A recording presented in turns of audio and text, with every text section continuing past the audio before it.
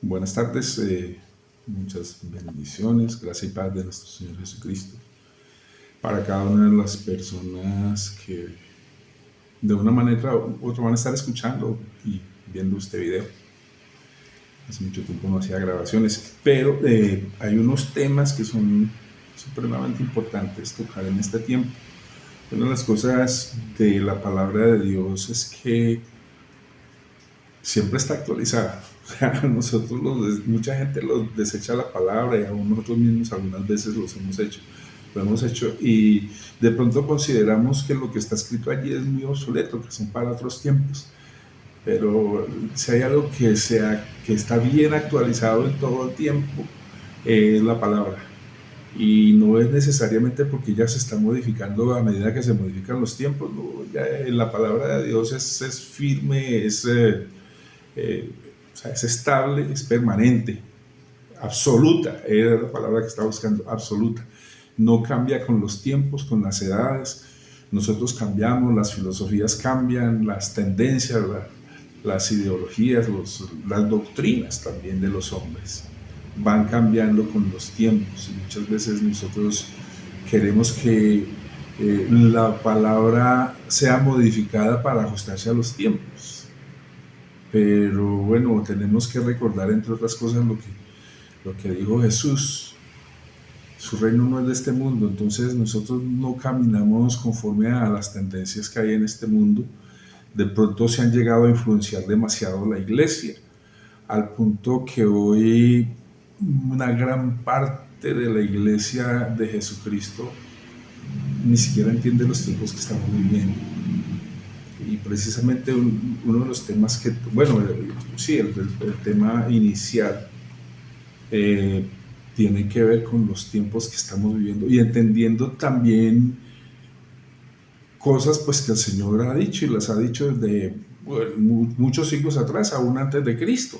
Estaba advirtiendo acerca de muchísimas cosas y nosotros no hemos querido entender.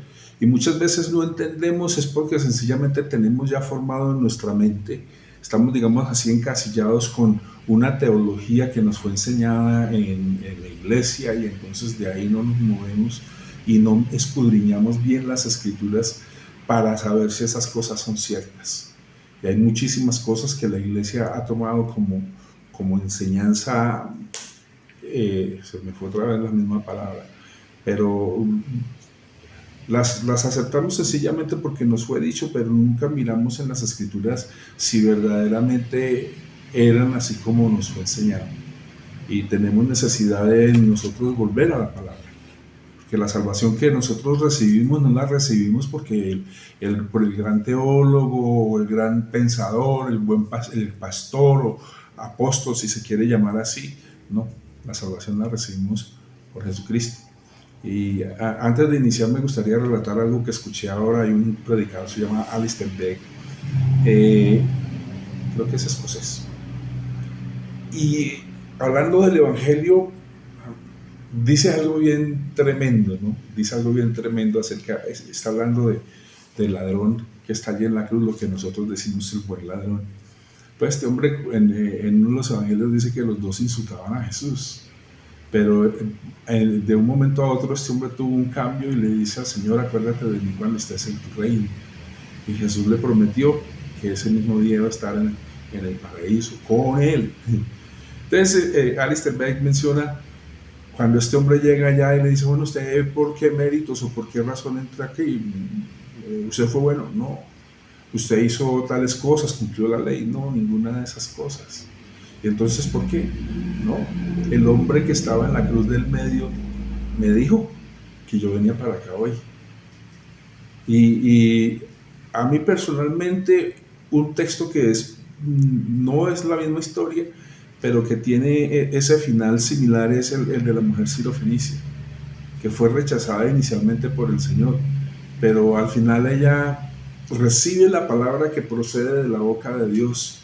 Y por razón de esa palabra que ella recibió, yo tengo la certeza de que cuando lleguemos allá, cuando el Señor nos llame o cuando el Señor nos recoja, nos vamos a encontrar a esa mujer. Y como dice Alistair Begg acerca de este ladrón, dice: no recibió clases de nuevos creyentes, por decirlo, no fue confirmado, no fue bautizado siquiera, no fue bautizado. Y sin embargo va a estar allí. Ni siquiera tuvo tiempo para congregarse. Pero ¿sabe qué recibieron ellos? ¿Qué recibió la mujer sirofenicia? Eso, recibió la palabra que procede de la boca de Dios. Y esa semilla, como quiera que sea, siendo que fue Dios el que la plantó, va a germinar en cualquiera que sea el entorno en que esa mujer se estaba moviendo después. Porque ella no se llevó solamente una promesa de una sanidad, sino que se llevó la semilla de la palabra, se llevó a Cristo mismo. Porque ella le creyó, lo recibió. La palabra de Dios ella la recibió y se fue con eso. Y vamos a encontrarla allí. Bueno, entonces nosotros tenemos necesidad de volvernos a la sencillez de la palabra y a devorar palabra. Tenemos urgente necesidad de estar comiendo palabra. Y a cualquier persona que me da la ocasión, yo les recomiendo al menos 10 capítulos diarios del Nuevo Testamento. Y esa parte es importante aclarar. Vamos a iniciar una serie de estudios, pero es importante aclarar esto, que la vida que nosotros hemos recibido es por un pacto nuevo, el Nuevo Testamento. ¿Quiere decir que desechamos el antiguo? No, la palabra es bien clara y dice que Dios, habiendo hablado muchas veces y de muchas maneras, habló a nuestros padres por medio de los profetas. ¿Sí? Y esa palabra que le fue hablada a nuestros padres por medio de los profetas, dice que es para nosotros una advertencia, una enseñanza. Y que esas cosas escritas allí también son figura y sombra. ¿Figura y sombra de qué? De la realidad. ¿Cuál es esa realidad? Cristo. Entonces no la desechamos, pero sí tenemos que empezar a entenderla como lo que verdaderamente es. Porque muchas veces sí, hay todo un contexto allí cerca de lo que es el Antiguo Testamento, pero la gente confunde porque cuando usted mira, hay varios pactos que Dios hace con su pueblo. Por ejemplo, hace un pacto con Adán y Eva, ¿sí? Y les cubre su vergonzosa desnudez con pieles. Hay un pacto también con Noé. Y hay una cosa que es importante aclararla, porque mucha gente, sobre todo en estos tiempos que se ha puesto tan de moda ese asunto de judaizar, y hay muchísima gente que se ha ido detrás de esa doctrina que no es de origen divino, no proviene de Dios. Nosotros, siendo hijos de Dios, nacidos de nuevo, no por méritos de nosotros, no porque fuimos cumplidores de la ley, no, nosotros nunca fuimos parte del pueblo al que Dios le dio la ley. Sí somos parte del pacto de Abraham, pero no del pacto de Sinaí, porque ese pacto es específicamente para una nación y le está dando normas, reglas para cómo ellos deben gobernar, cómo deben gobernarse, cómo deben vivir. Y esas reglas hoy mismo, pues, estaba mirando hoy precisamente que algunos líderes religiosos judíos se oponen al gobierno israelí. ¿Por qué razón? Porque ellos en su mente tienen la idea tienen su fundamento, que ese fundamento, por decirlo así, es bíblico en el sentido de que Israel es una teocracia, debiera ser una teocracia, pero no lo es. Allí hay un gobierno secular. Pero entonces ellos, como no se acomoda eso al concepto que ellos tienen de la idea de lo que Dios habría de hacer, no entienden que es un cumplimiento de la promesa. Israel volvió a su tierra. Él no dijo, iban a estar allí otra vez haciendo los mismos sacrificios. No, eso no es lo que dice allí, en ninguna parte lo dice. Y lo curioso es que estos líderes religiosos que se oponen a Israel no captan, no entienden que ellos mismos tienen una religión sin fundamento, que no tiene nada de origen en Dios. ¿Por qué razón? Sencillo, no tienen un templo donde puedan ofrecer sus sacrificios para que sus pecados les sean expiados. Siguen una cantidad de tradiciones y enseñanzas de hombres. Y lo curioso, por ejemplo, en el caso de estos judaizantes que hemos hablado, que supuestamente son cristianos, pero que tampoco lo son, y que es más, detestan esa palabra cristianos, esta gente ni es una cosa ni es la otra. No tienen un lugar donde ofrecer los sacrificios que demanda la ley. No pueden seguir ninguna de las ordenanzas de la ley. Ok, entonces siguen enseñanzas de hombres y eso fue lo que también combatió Jesús en su tiempo, cuando ellos siguen enseñanzas de hombres, las tradiciones de los hombres, pero la palabra de Dios no.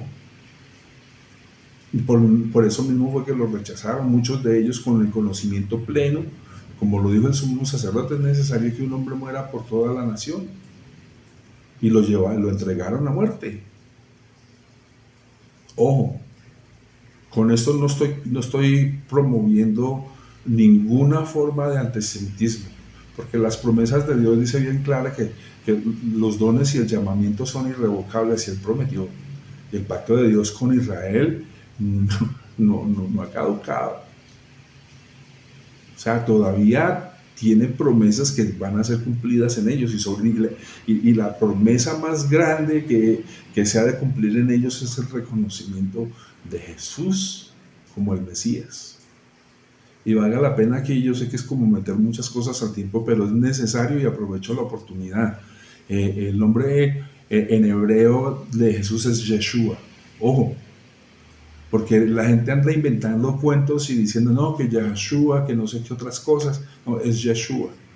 Ese nombre de la palabra viene de la palabra hebrea Yesha, que significa salvación. Eso está, creo que es el Salmo 27, donde dice que el Señor es mi luz y mi Yesha, mi salvación.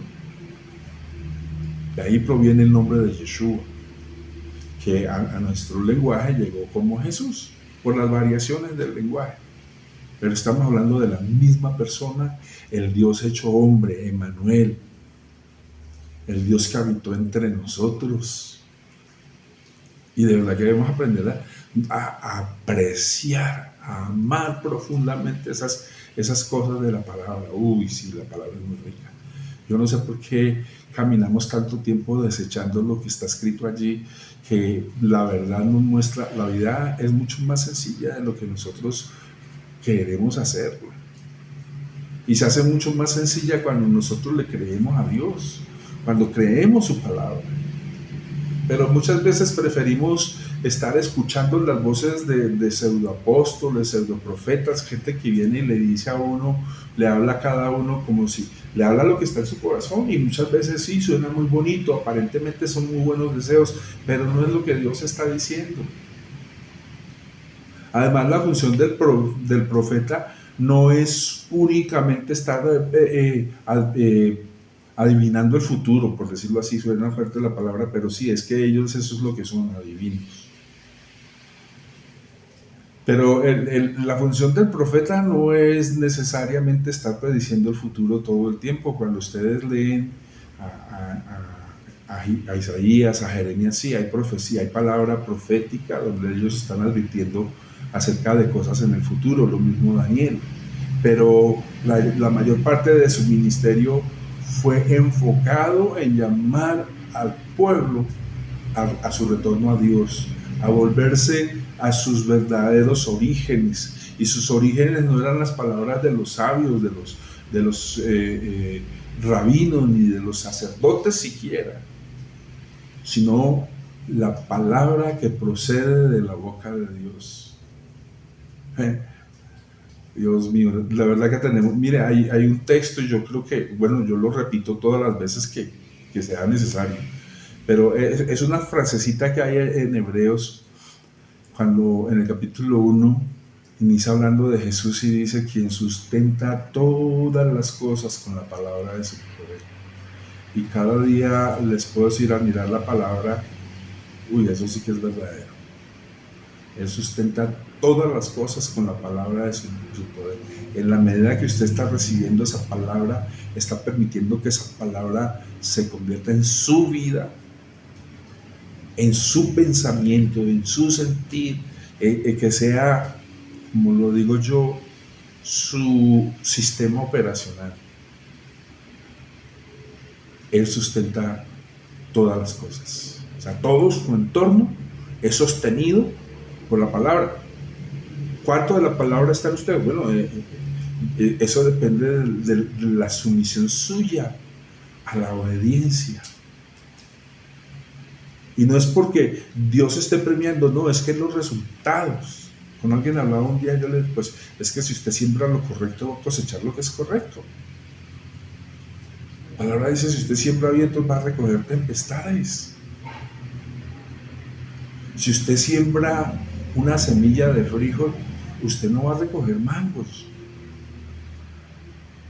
Entonces, cuando usted siembra, cuando la palabra de Dios está sembrada en usted, Él tiene el control de las cosas. Entonces, la palabra que usted reciba hoy, atesórenla, vívala, créala. Si la cree, si tiene esa fe de recibirla y creerla como a la mujer sirofenicia o el hombre en la cruz, ¿sabe qué va a ocurrir? La vida. La vida, eso es lo que ocurre. Y no es una vida pasajera, sino es vida eterna.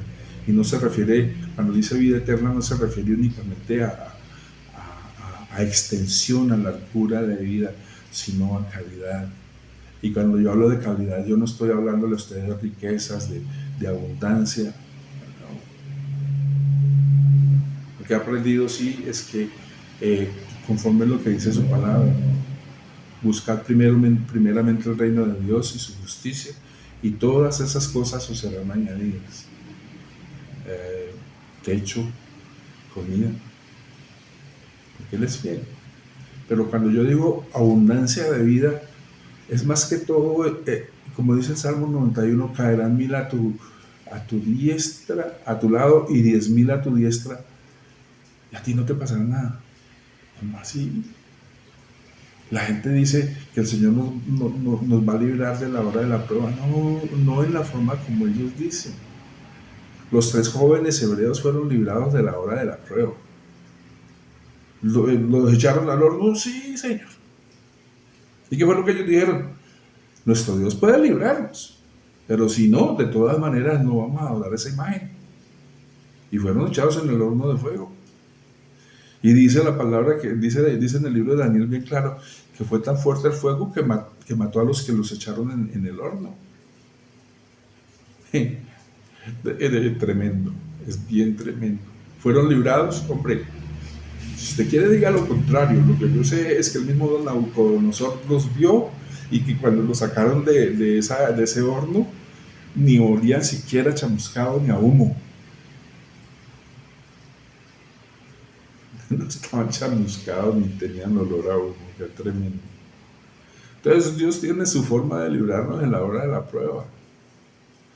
Claro, hay pruebas por las que tenemos que pasar, porque la palabra, y eso lo encuentro en varios textos donde el Señor dice bien claro que Él al hijo que ama lo corrige y que castiga a todo el que recibe por hijo. Aparte de eso dice también que somos corregidos en este mundo para no ser castigados después, no ser castigados con el mundo. Para mí personalmente, y yo creo que para muchos debe serlo también, el saber que somos corregidos por Dios, hombre, eso tiene que ser una consolación grande en el momento de la prueba, porque bueno, eso quiere decir que somos hijos. Porque el ajeno, perdone que use la palabra, bueno, la Biblia la usa, el bastardo no es corregido, él no es de la casa, él es hijo de la otra. Ojo, porque no estoy diciendo estas palabras de una forma legalista, lo estoy diciendo pues en la forma como está escrito de todas maneras.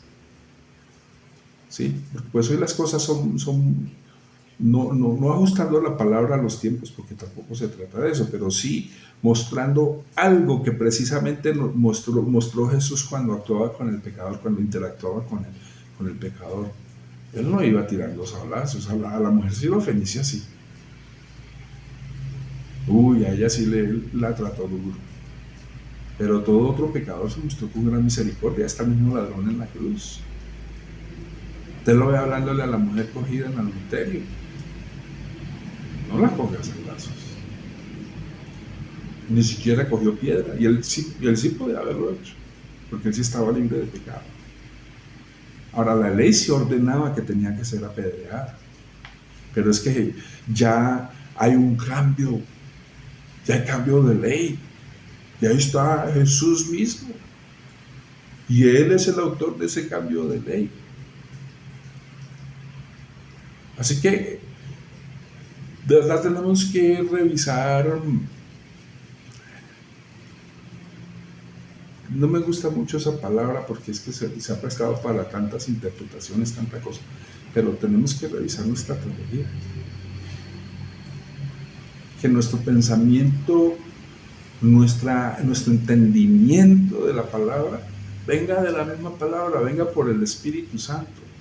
Eso no quiere decir que tenemos que desechar todo, porque pues ya no hay cosas que sí tienen su origen en la palabra. O sea, la salvación por medio de la fe, eso está en la palabra, eso no se puede cuestionar. La enseñanza de la Trinidad, sí, la palabra no está, pero la descripción sí, muy clara a través de todas las escrituras. Pero precisamente porque debemos aprender cómo y dónde es que están, debemos hacerlo. No es solamente por poderlo citar, sino porque tenemos que estar convencidos de qué es lo que nosotros hemos creído. Bueno, esto no es ni siquiera la introducción a lo de los temas que vamos a tratar, pero son cosas que son necesarias hablarlas ahora, digamos, en el reinicio de estas grabaciones. A ver, yo le tenía un título al tema, ¿cierto? El cuerno pequeño. Ese supuestamente sería el tema. Tiene todo que ver con los tiempos que estamos viviendo. Pero antes de eso,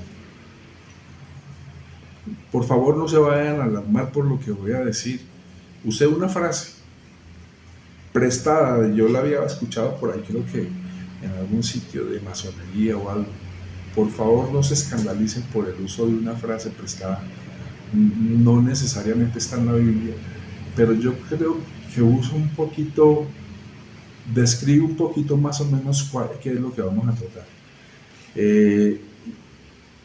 Yo uso esa frase en inglés, voy a tratar de darle la traducción más cercana posible. Dice, as above, as down below. Traduce, así como es arriba, es abajo. Y es porque nosotros hemos separado, a ver, tiene mucho que ver con el hecho de que de verdad hemos separado mucho las cosas que ocurren aquí a nivel terrenal con las cosas que ocurren en el cielo. Incluso ahorita yo creo que en unos minutos termino esta parte e inicio una nueva grabación ya con el tema en sí. Pero lo que estoy diciendo, y sobre todo en estos tiempos, o sea, estos son los tiempos oportunos porque están ocurriendo unos cambios drásticos, dramáticos. O sea, como cristiano le voy a decir, o sea, y es verdad, esto es verdad, y así fue como yo inicié mi vida cristiana. No debemos, digamos, involucrarnos en política. Pero lo curioso es esto, que la religión, no, lo contrario. La política tiene su origen en la religión de todas maneras. Entonces, el tema lo dejamos separado una cosa de la otra. Pero en este momento es necesario que nosotros miremos precisamente eso que dice aquí. As above, so down below. Así como arriba, aquí abajo. Y eso lo vamos a mirar. Sí, y para eso, pues vamos a... bueno, hay una frase que está en el libro de Efesios donde dice bien claro, es que nuestra lucha no es contra principados, no es contra carne y sangre. No lo es. A ver, ¿dónde está? Por aquí, porque no tenemos esos Efesios 6:12, porque no tenemos lucha contra sangre y carne, sino contra principados, contra potestades, contra los gobernadores de las tinieblas de este siglo, contra huestes espirituales de maldad en las regiones celestes. O sea, cuando yo empiezo a mirar este tema del cuerno pequeño, claro, empiezo a ver esta parte, ¿cierto? Yo empiezo a leer la descripción que da, por ejemplo, que da Daniel y que da Juan, que ambos hablan de eso mismo. Hablan del cuerno pequeño, hablan de un personaje que se ha de manifestar en los últimos tiempos y es necesario aclarar que ese personaje aparece antes de que Cristo venga a recoger su iglesia. Y esa es una de las cosas que es necesario revisar bueno, otra vez usar la palabra, en nuestra teología. Sí, porque hasta ahora hemos escuchado y hemos creído que no, que nosotros, el Señor no nos va a permitir pasar por la hora de la prueba. Ya les di el modelo está en los jóvenes hebreos. ¿Pasaron por la prueba? Sí. ¿Fueron librados? Sí, Señor. A la hora de la prueba ellos fueron librados. Y aquí es donde vale la pena revisar el Salmo 91 otra vez. Vamos a mirar un poquito allí ese primer versículo, esos primeros versículos. Lo que dice claramente. Dice, el que abriga al abrigo del Altísimo morará bajo la sombra del Omnipotente. Diré yo al Señor, esperanza mía y castillo mío, mi Dios en quien confiaré. Dice, Él te librará del lazo del cazador. Dice, ¿dónde está esa parte? Bueno, dice, Él te librará del esperanza mía y castillo mío, mi Dios en quien confiaré. Él te librará del lazo del cazador, de la peste destructora. Con sus plumas te cubrirá y debajo de sus alas estarás seguro. Escudo y adarga es su verdad. No temerás el terror nocturno, ni saeta que vuele de día, ni pestilencia que ande en oscuridad, ni mortandad que en medio del día destruya. Caerán a tu lado 1000 y 10.000 a tu diestra, mas a ti no llegarán. Ese era el texto que estaba buscando. Dice, caerán a tu lado 1000 y 10.000 a tu diestra, o sea, las circunstancias que sean. Pero dice bien claro, a ti no llegará. Y ahí está el ejemplo de esos 3 jóvenes hebreos. ¿Son los únicos? No. El Señor no arrebató ahí no hubo rapto, no hubo arrebato cuando vino el diluvio. No, 120 años estuvo Noé advirtiendo acerca de la destrucción que venía. Y cuando se llegó la hora, nadie había creído. Yo no sé si en su familia él la subiría a la fuerza o no sé. Yo imagino que los yernos por lo menos creyeron. Bueno, aunque no sé cómo sería bien el asunto. Sus hijas lo emborracharon. Entonces no había yernos según eso. Wow. Ahí tenemos que ir mirando cosas en la palabra. Porque aún como cristianos que hemos recibido la salvación por medio de la fe, todavía queremos vivir como bajo la ley y no entendemos que lo que dice la palabra, el justo por la fe vivirá. Y la palabra dice de Abraham que él creyó a Dios y le fue contado por justicia. Creyó a Dios y fue llamado amigo de Dios. Esa bendición no la tiene muchísima gente. Abraham, sí.